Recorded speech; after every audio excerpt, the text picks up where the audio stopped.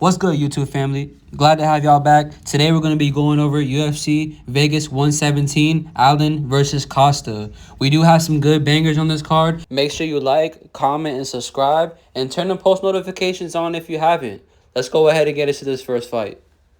Hold on to your seats, because the first fight, we have Shauna Bannon versus Nicole Cagliari. Now, come on, chat. You know this is a fight we all been asking for. But for this fight, I'm going to go ahead and lean towards Cagliari, you know? Now, I know it looks bad being a favorite here and coming off of 2 losses, but she did go against some tough competition in Ernesta Carrasqueta and also Carly Judice, some really good strikers. Now, here's the thing. Those 2 fights were at 125, but this fight will be at 115. And that is Cagliari's natural weight class. In the beginning of her MMA career, that was her weight class where she only had 1 loss at that weight class. Another fun fact about Cagliari at strawweight is that all her wins do come by finish. So now we have Cagliari coming down in weight back to 115, where honestly I feel like she'll be the stronger girl here. You know, Shauna Bannock's going to try to keep the distance and play the kicking game, keep that kick out there, keep the distance, and she also does like to engage in the clinch. If she engages in the clinch here, she is going to face some adversity, I feel like, because I feel like Cagliari is going to be the more better girl here in the clinch, more stronger. She'll be able to get her down to the ground if she wants to, and she'll be able to get her down and get some ground and pound or even a submission.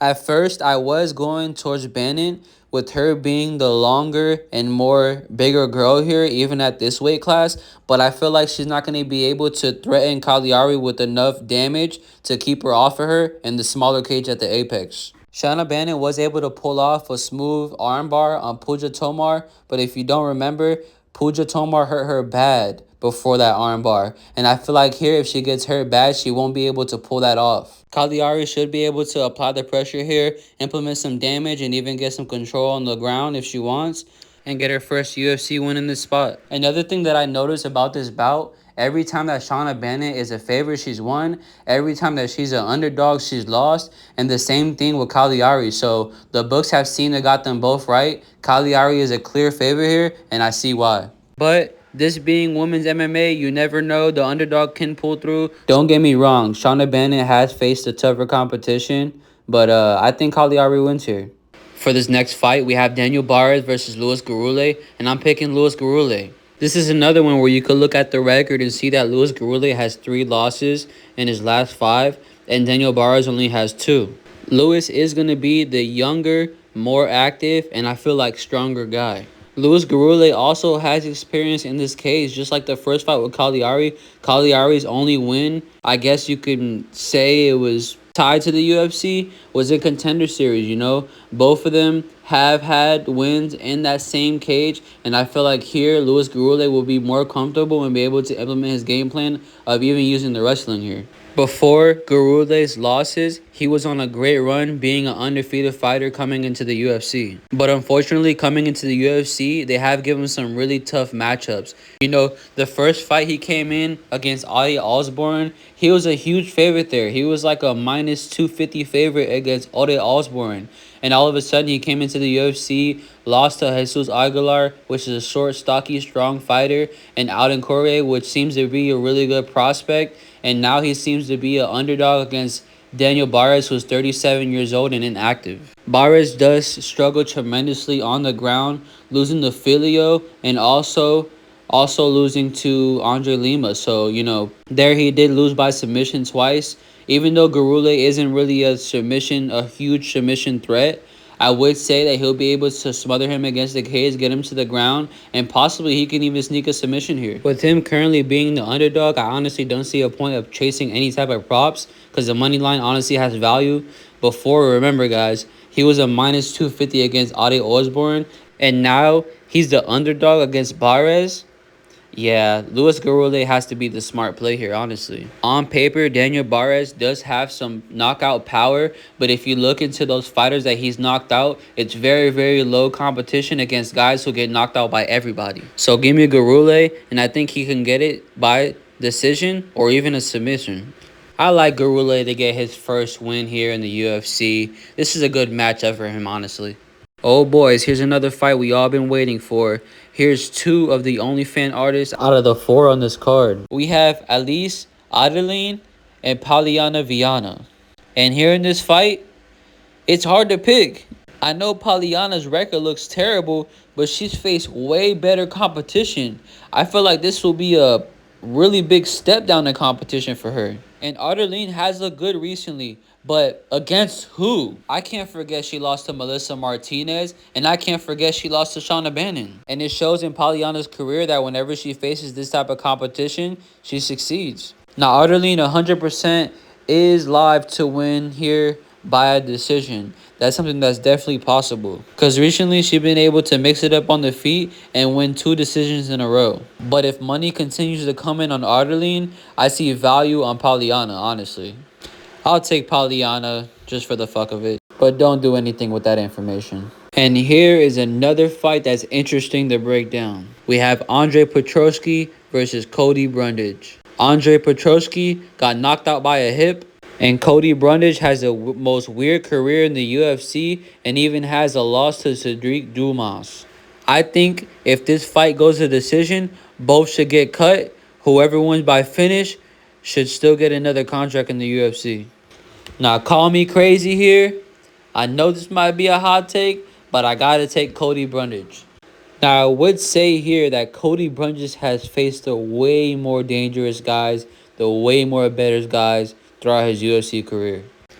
And something tells me that in this fight, he'll be the aggressor. I feel like he's not going to respect the power that's coming from Andre Petroski because he's faced a lot of guys that were more powerful than him. Petroski's coming off of a KO loss. If Brundage is able to apply the pressure early on Petroski, he can definitely get him out of here real early. Brundage definitely knows what's on the line here. I feel like here, his guys are telling him that he has to get the win, so he's training real hard for his family, and he definitely wants to get that UFC contract again.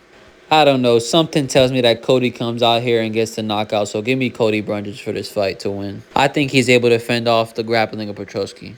And here, I feel like Cody Brundage can definitely get the first round knockout, or he could even win a decision. But I wouldn't even put any money on that. Now, here's another one with an OnlyFans, but it's the OnlyFans I don't think any of the boys want to see. We have Ketlin Vieira versus Jacqueline Cavalcante, and for this fight, I'm going to go ahead and pick Jacqueline Cavalcante. I feel like she'll be able to keep it up on the feet, keep the distance, and if Ketlin Vieira goes for any type of sneaky type of takedowns at the hips, Jacqueline Cavalcante is going to be there to threaten the knee. Now, Ketlin Vieira definitely has faced a tougher competition. I definitely could say that. But Cavalcante has shown some vast improvements in her striking and has shown the ability to move around the cage. And I feel like here, as long as she's able to keep the distance, pick her apart from the outside, not allow Ketlin to get any type of wrestling going, then she should be fine. Even if Ketlin does get some wrestling off here, Ketlin doesn't really do any much damage. And honestly, as you can see in her last fight, the judges definitely didn't like that at all. So they ended up giving the decision to Dumont. I feel like here, Cavalcante can do the same type of game plan, but be able to keep the distance and make it more of a stand-up fight than Norma Dumont did playing off her back. So I'll take Jacqueline Cavalcante in this fight to win, and I'm most likely it'll be by decision. I feel like she's able to pick Ketlin Vieira apart here from the outside, get some damage going from the outside, and stuff the takedowns. So far, this fight right here has to be the best fight I've talked about so far on the card. We have Tommy Gant versus Artur Manev. Trey Ogden is out of the fight with an injury, and in steps in Artur. This is a fight here with 2 undefeated prospects, and one of their O's has to go. Tommy Gant is a real high-level wrestler. He can really be dangerous on the ground, so if he gets it there, he can definitely succeed. But man, this guy Artur, he has some power in his hands. He's very explosive, and this is going to be a tough test for both guys. Tommy Gant will explode with the wrestling, and Artur will explode with his hands. Both of these guys are super explosive, have finishing ability. I'm going to do a little bit more tape study on this fight because this fight was just released. But we'll have an official prediction for this fight and the weigh-in recap. So make sure you tune in on that episode for the pick for this fight. Next up, we have Tuco Tokos versus Ivan Urslan. And I don't understand the odds for this fight, so I'm going to pick Tuco Tokos. I feel like Tuco does have the submission threat here. He can definitely get it to the ground and most likely get it done here, whether it's ground and pound or getting a submission. Ivan Urslan, he has definitely some good power in his hands. He has shown to really be KO or bust. Really, he has to get the first round KO. If not, he hasn't really won, and it's been like that for years. Now, Tokos can definitely get caught in this spot, but I feel like in the Apex cage, he'll be able to smother and take away that power from Urslan in the early rounds. I feel like in the second and third round, he definitely has the advantage here because Urslan hasn't won a fight past the first round in 8 years. I feel like here, definitely Tukos is live after the first round to win by submission or a decision. But this is low-level men's MMA. Anybody can get caught, but I definitely see the value in Tukos here. We got the featured prelim of the night, Nikolai Verechenikov versus Chaos Williams. I remember back then when I had Chaos Williams as my lock versus Carlston Harris. And I remember also it was at the same odds, but here I do have to side with Nikolai. Nikolai does have a questionable IQ, so it's really hard to bet on him. But, you know, he should be able to keep it from the outside here. I know he has the shorter reach in this fight, but he is going to be the more technical striker. Chaos is his first name. He's Chaos. He goes in there, he wings big shots, kind of looping shots, and I feel like Nikolai could be able to catch him right up the middle. Not saying he gets like a vicious KO on Chaos, because the Chaos has shown to be, you know, pretty durable, especially in his last fight, how he got bullied. I feel like Verechenikov wins here by a decision. He picks Chaos from the outside. He lands more strikes, lands more damage. Chaos, he definitely can catch you and definitely lay you down to sleep for sure. He definitely has that power in his hands. But here I feel like Verechenikov shows some durability like he has in previous fights in the UFC, and he's able to get the decision here. I like Verechenikov as an underdog here in this spot. Man, I love this fight. We have Timmy Kawamba versus Bernardo Sopai. I know a lot of people are picking Bernardo, and I definitely understand why. He's a very powerful guy, very good round one starter. But here in this spot, I'm going with Timmy Kawamba. I feel like Timmy Kawamba should be able to outstrike Sopov here.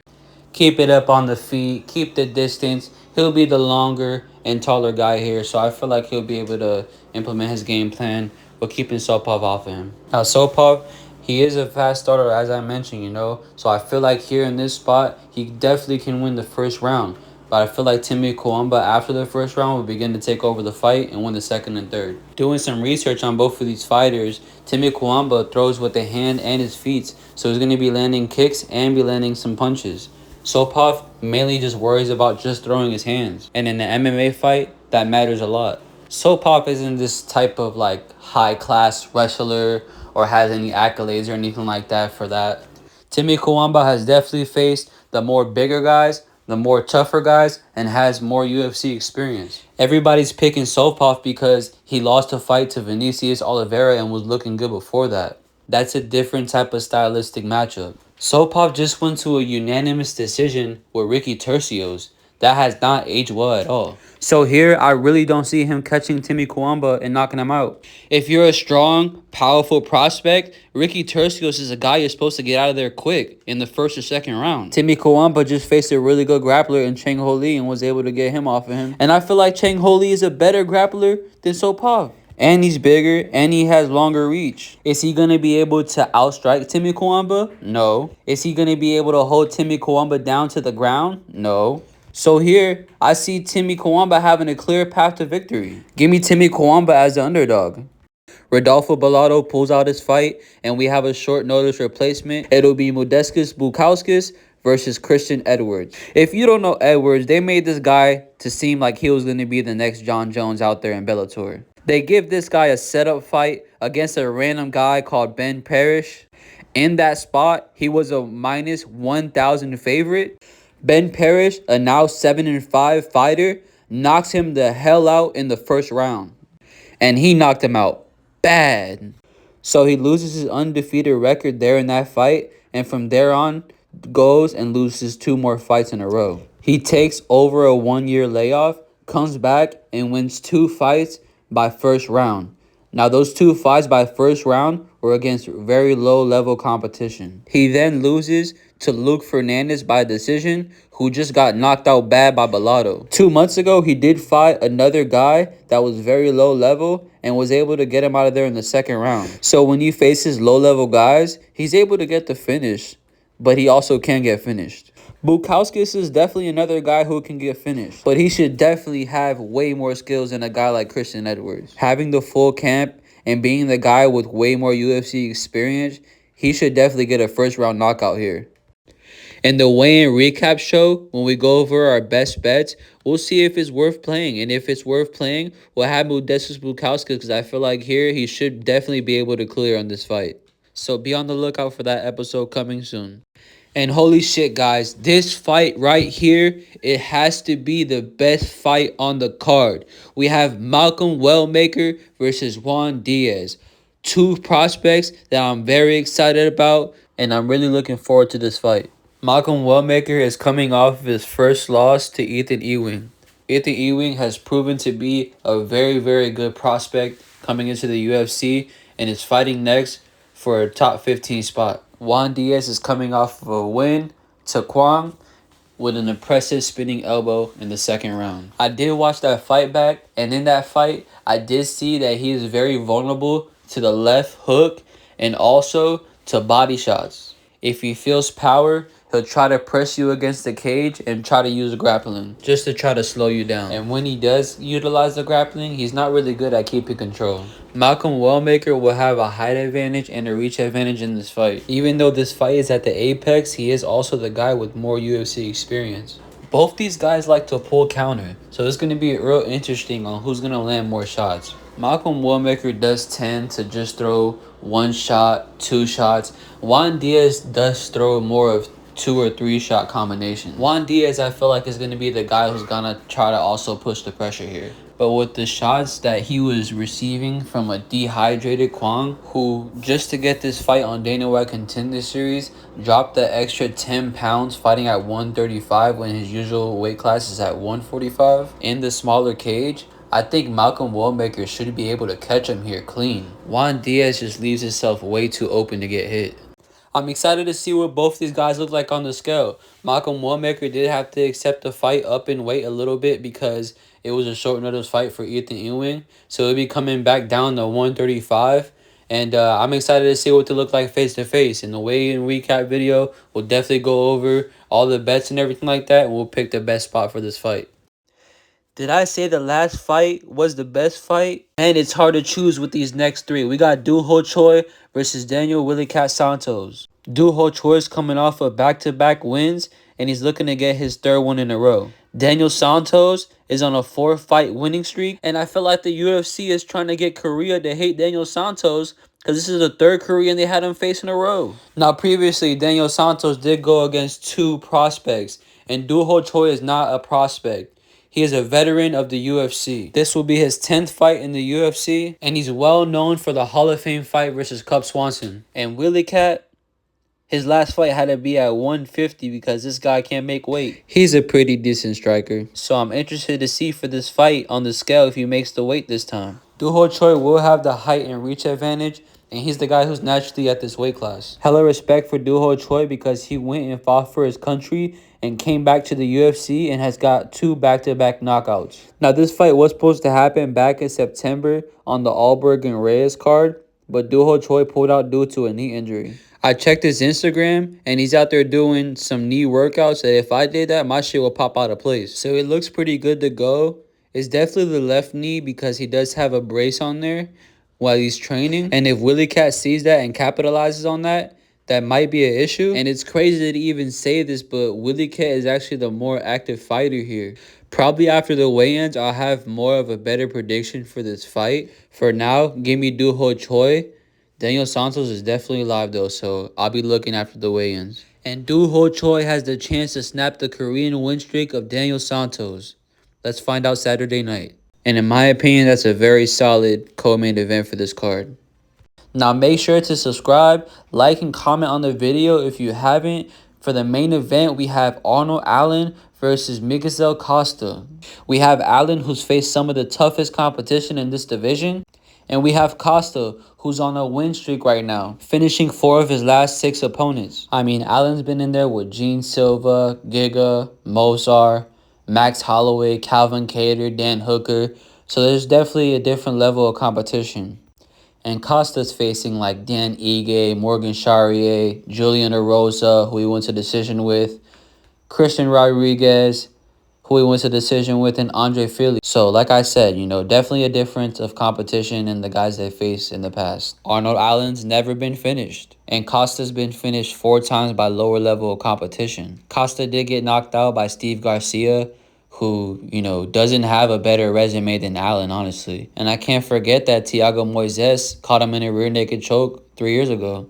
And also in the regional, Costa also has got finished before. Now, I don't really hold that against him now because now he's definitely evolved as a fighter. He's shown to have a dangerous guard game and some really dangerous kicks, knocking out Dan Ige and Morgan Charrier, 2 back-to-back knockouts. And Allen, throughout his career, he's shown to been durable. He's never been finished. But we did say that the last fight, and Costa did get it done against Ige. Ige, to me, is not at all towards the level of Allen, though. So when you see that he's faced guys that are pretty decent, he struggled. I want to see how he looks in the later rounds. We've never seen him there. We have seen Allen there, but it was a long time ago, and it only was once. So I can't really use that to say that he has way more 5-round experiences. When it really comes down to it, he doesn't really have too much 5-round experience either. So this is one I flock back and forth on. And really, when I think about it, I do have to lean with the veteran here and Arnold Allen. You know, I think he should be able to control himself whenever it comes down to the cardio. Miguel Costa has shown that if he's not able to get you out of there, he really struggles in the later rounds, you know. That's something that we've often seen. Just something that catches my eye is just a lateral movement of Arnold Allen, and I feel like Costa's going to use the kicks to try to keep him from moving side to side, to trying to control him, and he can catch him with something like a high kick to the head or a spinning kick, something that's definitely possible to where he can stun Allen and get another knockout. It'll be 3 in a row for him, and he'll definitely get himself into the rankings that way. But just with Allen being the UFC veteran here, not having so much wear and tear on his body within the last year, and Costa taking his 5th fight within just the last 12 months, you know, that can definitely take a toll on his body in the later rounds. So I think Arnold Allen can win a decision here or get a later finish. Costa is definitely a live dog, and I'm rooting for him. But, you know, just looking at the fight, that's just going to be my pick. I know 100% this will be an exciting fight Saturday night. So tune in on Paramount at 5 p.m. Be there or be square. And peace out, YouTube family. Love y'all. I'll see y'all in the next video.